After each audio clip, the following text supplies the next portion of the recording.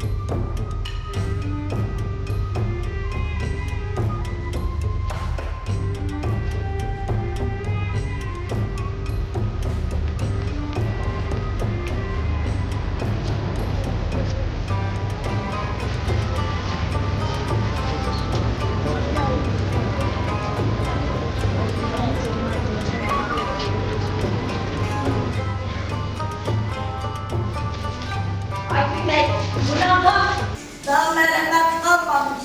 Buna göre kalabalıkların daha sun getirdi.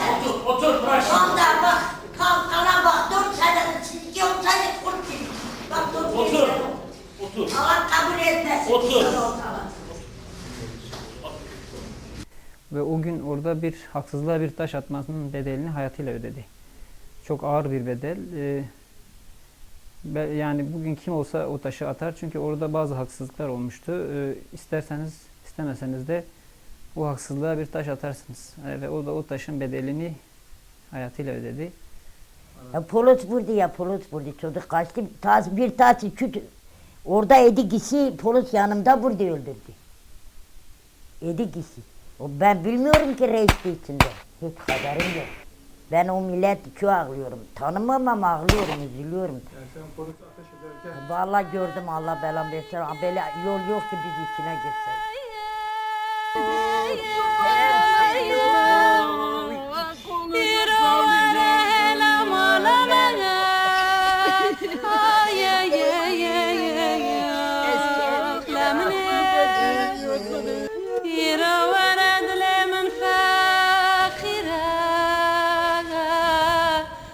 Care şenke meronedi ah dayke başar beke para aman aman aman aman aman aman aman aman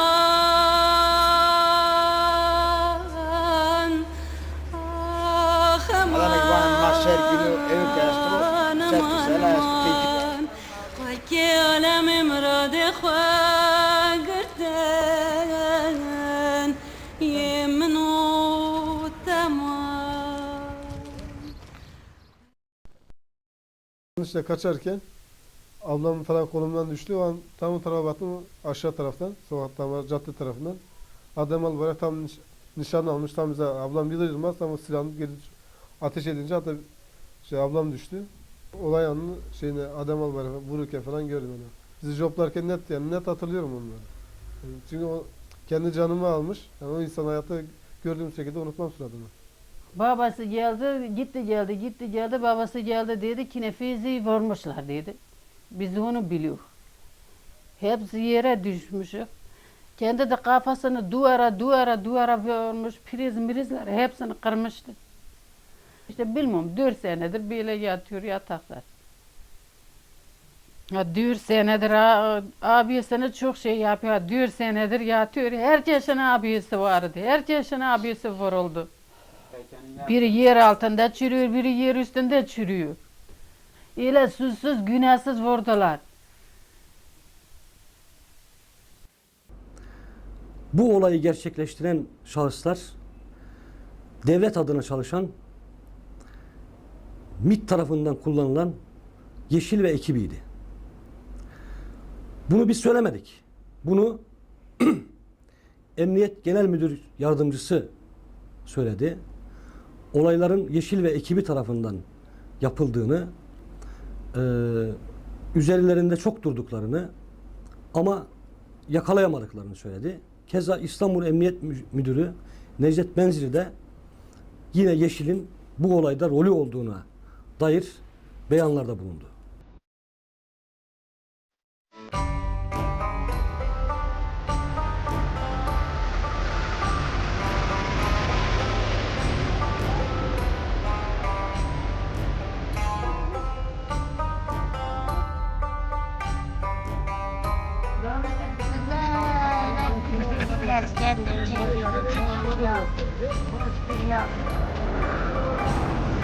Bu nasıl devlet ya?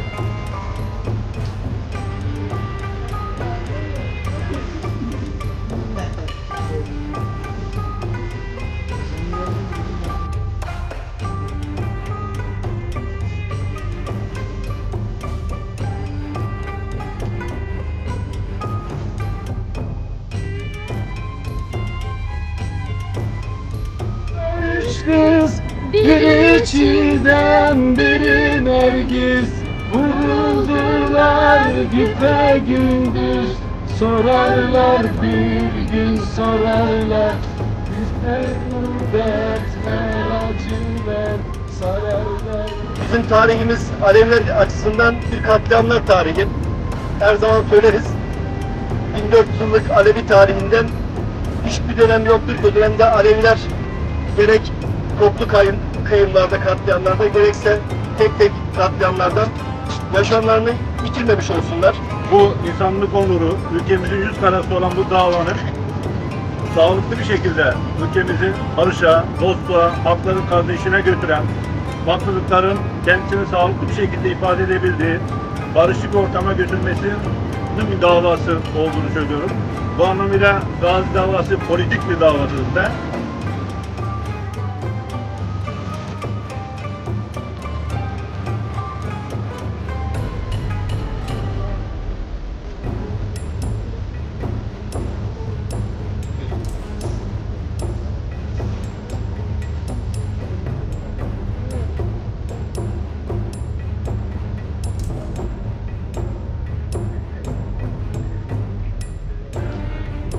Bu işkencedir. Bak bizim çocuğumuz hem vurulmuş hem öldürmüş hem de bu yaşta biz buraya geliyoruz. Burada Allahsız sobadır, merhametsizdir, acımıyor.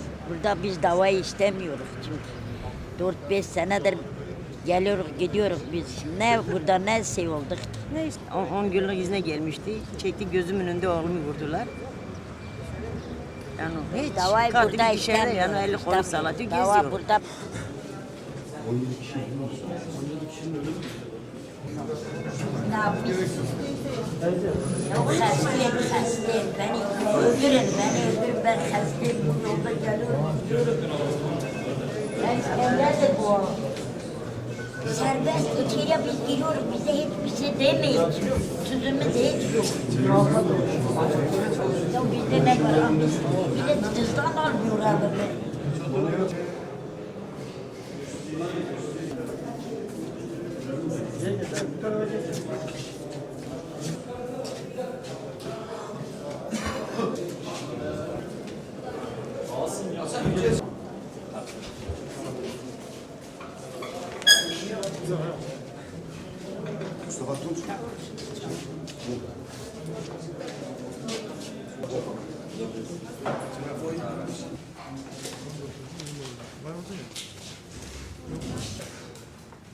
Buyurun.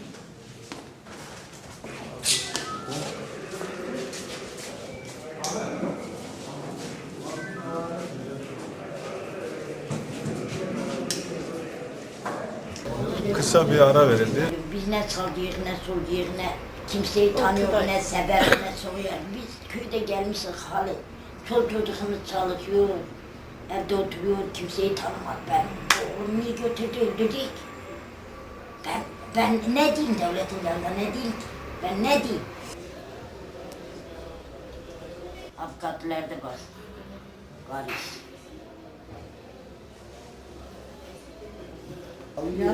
Ya siz ana değil. Ya ağlayın, sözleyin, bağırın. Siz nedir ki siz ana? Sen böyle yapıyor, o birini böyle yapıyor. Süsün diyor, bana diyor süsün. Öyleyse bu yalandır. Bu yalandır. Kaç senedir bağırdın ne? Hiçbir gün size haberi adına bir şey dememiş. Cemal'ın karısında baskı kimse bir şey dememiş. Ana ki böyle sizin kimi olsun. Damarı da sizin kimi. Siz bağırdınız. Siz geliyor Avrupa'lısın karşında duruyor. Ben olsun ha böyle dişine o adamı yiyorum, dişine. Biz hırsızlıktan mı yakalardık bizim çocuklarımız? Ne suçu var? Masum çocuklarımız. Devlet tek taraflı. Çift taraflı sen bağırmışsın, teyze çığırmışsın adamın. Alayım, iştahıyım. Onu orada konuşmaya da solumaya hakkı yok. Ne konuşuyorsun diyemiyor gördün mü? Mehmet Gündüz bundan önce bize yürüdü. Koyarım ben şunları darayım dedi. Onun hakkında niye zabit tutup da vermediler ya? Bizi hücum etti ya, bize görmedin mi sen? Keşke ben biraz bildim. Vallahi billahi. Hep dinlediler bunu. Sen bağırmışsın, çığırmışsın, ah. Şurada bir yılda de ki sen sus de. Katilsin sen sus, konuşma de ne olursun. Sanki onlar bizi dünyaya getirmiş, Allah bizi dünyaya getirmemiş. Onlar iki öyle de biz. Ama Ya Rabbi bu de. Mutlu esir gibiyiz. gazeteciler sokulmaz, aileler tehdit ediliyor, tanıklar korkusunda gelemiyor. Ve bunlar hepsi bilinçli bir senaryo. Bu gidişte bu mahkemenin üstesinden gelemeyeceği aşikardır. En son olarak keşif talebimiz yine reddedildi. 19 duruşmadır kendi eli altındaki 8 klasörden oluşan bu davanın keşfini Gazi Osman Paşa'da tek bir asliye ceza hakiminin bulunduğu mahkemeye tevdi etmek suretiyle kendi üzerindeki yükü atan mahkeme bu adaleti nasıl tezahür ettirecek? Beri yanaşmaya. Ahmet Şahmu.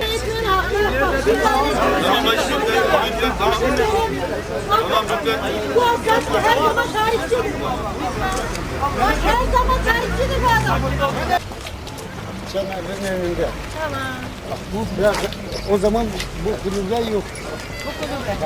Bu köy, o da ateş ettiği zaman bu köşeye istirahat etti. Caner'in şu köşe. Tamam. Şurada işte polis vardı orada ama içinde yoktu. Kimse görmedi. Şey neredeydi? Şu arabanın olduğu yerde kafayı gösterir. Evvela pönde. Evvela pönde. Kenardan çeksin. Hep bir seri olarak böyle yanım ateşine. Yani eğer ki tam alttan almış olsaydık orada bir sürü insan ölmüştü. Doğu Karahanesi nerede? Burası. Koşarken geçerken yani bayan var da bayanın aşağında tam arkada çocuğa ateş ettiler, düştü çocuk. Tamam. Ahmet Evet. Bey. Efendim? İşte ateş edilen yer bu. Bayanların olduğu yer diyor. Ateş ettikleri yer, ateş ettikleri yer beyefendi. Yanlış. Ürün yapma bak. Tamam teyze. Tamam teyze. Sen gördün mü? Ben gördüm ya anlatıyorum. Seni dinlemiyorum ya. Ateş edilen yeri. Bu da ölen benim oğlum askerdi. Vatan bekliyordu. Vatan. Sağlıklı olmuyor ama böyle yap. En son onları ateş ederken nerede gördün? Polislerim. Ha. Şimdi biz buradan kaçıyoruz. Yani senin... Kovalanıyoruz, kaçıyoruz ve o anda ateş ediliyor. Tamam. Sivil ve resmi polisler var. Tamam. Kovalanıyoruz onlar tarafından. Ateş edilirken ne kadar geldiler, arkamızda ne kadarlar, nereden ateş ediyorlar. Daha çok kendimizi kurtarmak amaçlı o çukurlara yatarak bilmem ne yaparak kaçıyoruz. O zaman da arkaya dönüp bakıyoruz bari. Tamam. Ben öyle yapıyorum. Tamam bakıyorsun. Baktığımda burada işte tam bu Şimdi noktada. baktığın nokta neresiydi şimdi? Ve Zeynep'in düştüğü, en son baktığın noktayla Zeynep'in düştüğü nokta. Zeynep'in vurulduğu yer orasıdır. Ha. Ben buradan kaçarken baktım dedim ya arkama ara sıra bakıyordum. Şuralarda gidene kadar birkaç kere baktım. Şimdi O anda da burada polisleri Tamam. gördüm. Gördüğün- Zaten buralarda da varlardı sivil resmi. Arka taraflarda varlardı. sen şimdi elinde iki uzun namlu Tabii, iki gördüğün tane. kişileri gösteriyorsun. Diğerleri de var diyorsun. Yani var. Gündüz mü gece miydi? Öğleden Işık var sonra mı?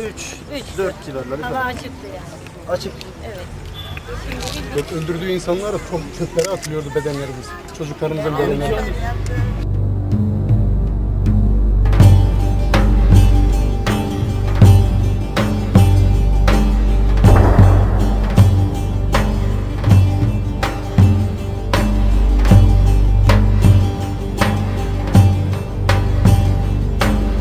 Bizim ne günahımız vardı buradan ta Trabzon'lar orada dayak yiyoruz. 300 milyon lira bir otobüs giderken orada hakça bir adalet göremiyorsun. Hep namlu altında tanıklarımız tehdit ediliyor. Yani bizim de yaşama hakkımız yok mu bu ülkede? Bu ülke yalnız başkalarının ülkesi. Biz ülke vatandaşı değiliz. Biz ne yaptık? Toprak mı istiyoruz? Biz ne istiyoruz? Biz niçin her 8-10 senede bir katliam görüyoruz? Aşağıdan şuradan buradan hem resimler de vardı burada. Resim de beni arıyor. Şimdi bize ateş edilen yeri gösteriyor. Çıkın, çıkın.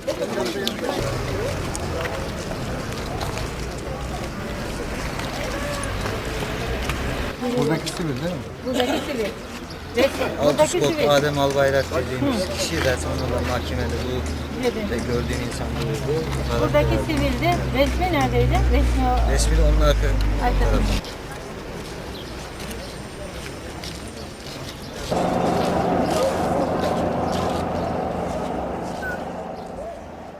Sorarsanız ki siz bu davadan ne bekliyorsunuz? Biz bu davadan sanıkların cezalandırılacağı, ağır cezalar alacağı sonucunu beklemiyoruz. Niçin beklemiyoruz? Çünkü yeterli araştırma yapılmıyor, yeterli kanıtlar toplanmıyor. Aynı zamanda yasalar devlet memurlarının bu tip hareketlerini koruyor. Yani sorun hem yasalardadır, hem de bunları yargılayanlardadır. Hiçbir şey de istemiyorum. Allah da bulsun. Oğlum da geri gelmez. Sadece ben diyeyim ki o polis var, ikisi de idam istiyor. Hepsi ne ki? Ben bu yaşta gideyim hepsi 10 sene hapiste böyle durayım. Daha bana emek çıkıyor, daha belki rahatım var. Benim gözümde o ikisi de idam ben istiyorum. Başka ben bir şey istemem. Hepsi nedir ki? Hepsi daha iyi. Keşke oğlum da sağ olsaydı, hepsi de olsaydı. Otursam. Yo, ben isterim ki katiller yargılansın. Çocukların kanı yerde kalmasın ama hiç ümidim yok. Bu ülke bizim ülkemiz değil. Mafyanın ülkesi. Yani devlette hiç adalet yok. Hiçbir şey beklemiyor biz. Böyle yani bizi de süründürüyorlar. Hiçbir şey beklemiyor. 5 sene oldu dava, yani adalet hukuk yok. Ben hiç bu mahkemede bir şey beklemiyorum. Tabii ki ateş düştüğü yere yakar. Kimse kimsenin şeyini de bilmez. Adam yani sadece benim değil ki çok insanlar yanıyor. Aslında devletin de burada görünüşte bir yargılama, kendi imajını kurtarma çabası içerisinde olduğu, gerçeklerin ortaya çıkarılmasını pek istemediği kanaati bizde oluşmuş durumdadır. Çünkü gerçekler ortaya çıktığında bu katliamın meydana gelmesinde devletin payının ve rolünün de ortaya çıkacağı görülüyor ki devlet de bunu istemiyor. Ya bu haksızlığı, bu demeyin ki devlet var, demeyin. Biz hepimiz de biliyor devlet yok.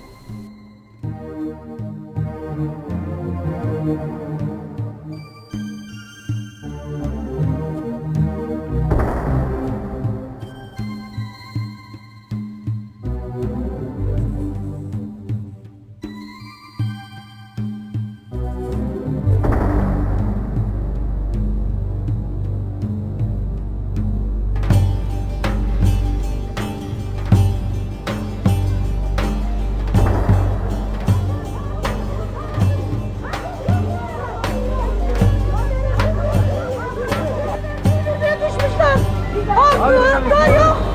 Çocuklarımızı serram kazandılar. Çeteler onu Türk devletinden kalmayacak. Bu devlet böyle bir devlettir.